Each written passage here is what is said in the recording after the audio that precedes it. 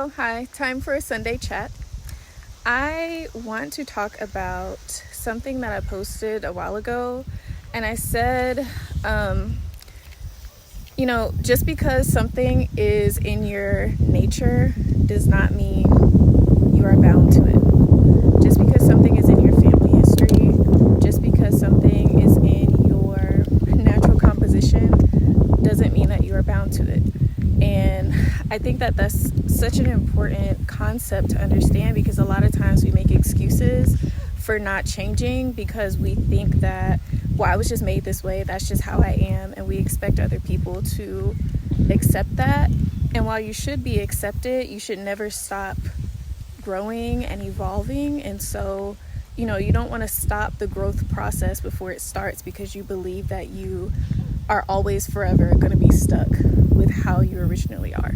With how you originally are predisposed to behaving. So if you are naturally impatient, right, like that doesn't mean that you can't work on ways to be more patient. If you are naturally reserved and you don't like to be intimate with other people, you don't like to reveal much about yourself for whatever reason, that doesn't mean you can't work on the root cause of why you feel that way, right? I feel like, just because you have, I'm going to go deep here, just because you have a family history of abuse, whether that's verbal or physical, doesn't mean that you have to perpetuate it. Just because that you have a family history of like alcoholism or anything like that doesn't mean that you can't change it, And I feel like that's super important to recognize so that you don't feel bound to your past or the past of other people.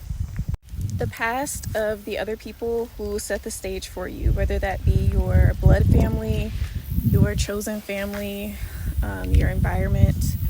I am a product of choosing to embrace the good parts of my,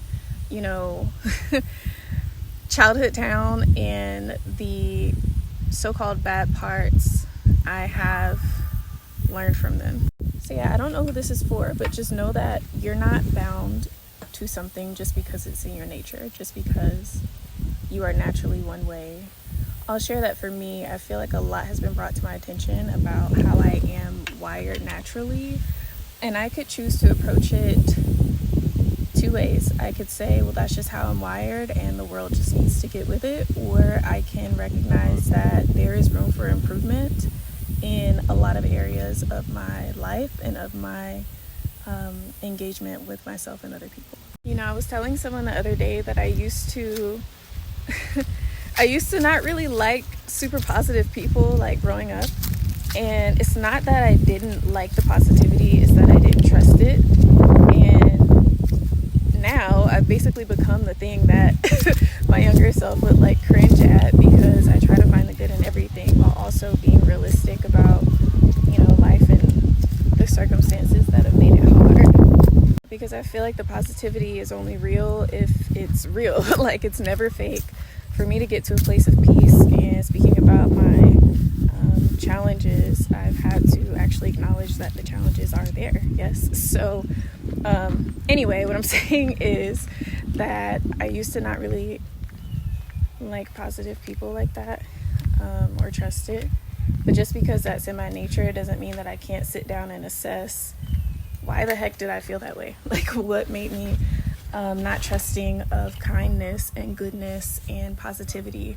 Like, where did that come from? How did I adapt to that? How has that impacted me? And are those things that I want to carry forward for the rest of my life, or do I want to do some self-work?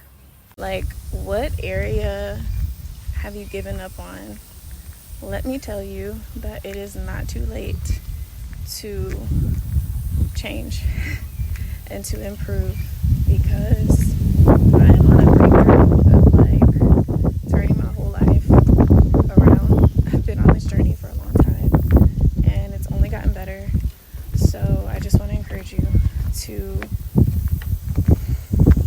not give up hope. Fall is about the shedding of the old and embracing the new, or in preparation for the new. And I think it's a perfect time to assess, what do you want to leave behind? And what are you in preparation for? Let me know if y'all enjoy these chats. Like, I was gonna do like a thoughtful Thursdays type deal, but that's like in the middle of the week. There's something peaceful and beautiful that I like about Sundays. I used to not like Sundays. And now it's like truly like my favorite day of the week besides Saturday mornings.